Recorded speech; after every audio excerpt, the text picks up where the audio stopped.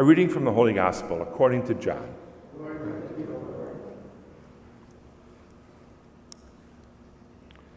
On the first day of the week, Mary of Magdala came to the tomb early in the morning while it was still dark, and saw the stone removed from the tomb.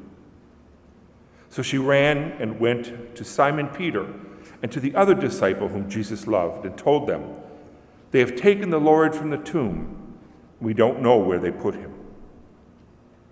So Peter and the other disciple went out and came to the tomb. They both ran, but the other disciple ran faster than Peter and arrived at the tomb first. He bent down and saw the burial cloths there, but did not go in. When Simon Peter arrived after him, he went into the tomb and saw the burial cloths there, and the cloth that had covered his head, not with the other burial cloths, but rolled up in a separate place. Then the other disciple also went in, the one who had arrived at the tomb first, and he saw and believed, for they did not yet understand the scripture that he had to rise from the dead. The Gospel of the Lord. Praise to you, Lord Jesus Christ.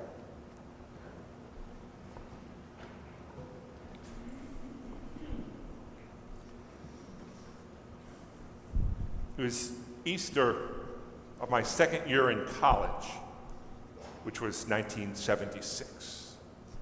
And the day before Easter, Holy Saturday, I went to Hudson's at Northland, neither of which exist anymore. And I bought a new suit to wear for Easter. It was powder blue, a leisure suit. Oh, it was awesome. And to go with it, I bought a white belt. It was awesome. And I felt so great wearing it. I remember I paid $35 for it, which in 1976 for me in the seminary was probably a lot of money. But here I was on Easter Sunday or Holy Saturday evening, dressed up in my finest. And I felt good when I wore that powder blue leisure suit. I wouldn't feel good wearing it now, but I obviously don't have it. Today we celebrate new life. And that's why, remember when ladies, I looked around this morning, there's not one lady in church this morning wearing an Easter bonnet. You don't wear those anymore. Oh, there is? Oh, that's because you're hiding. Wonderful, wonderful.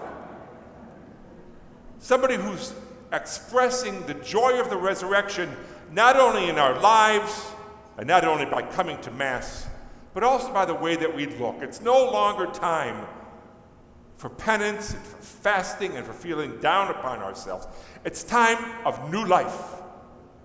I love this time in the spring in Michigan when the Easter, the flowers, the early flowers, the tulips and the crocuses and whatever else are popping up and starting to bloom, and there's buds on the trees, and you see the new life all around.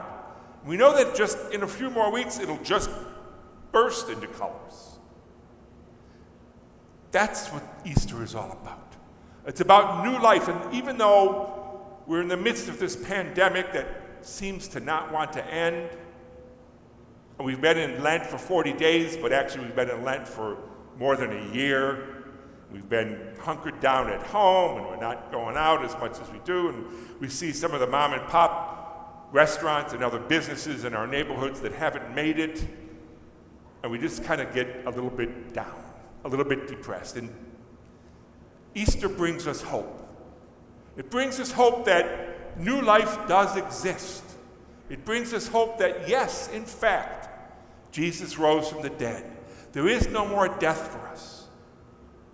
And perhaps you know someone who's passed away from the COVID virus over the past year and month or so. And you feel that death deeply. And Jesus is telling us today, it's okay. I'm bringing new life to all of you. So rejoice, be happy. Wear that powder blue leisure suit. Be happy not only in your smiles, because we can't see them, or in your attitude, but get rid of all the old stuff, get rid of all the bitterness and the angry part of our life that we don't need to hang on to. We need to look forward in hope. This is what the resurrection is about. When Mary went to the tomb, according to the Gospel of St. John, it doesn't say why she went. It doesn't say that she was with anybody else. But she went while it was still dark.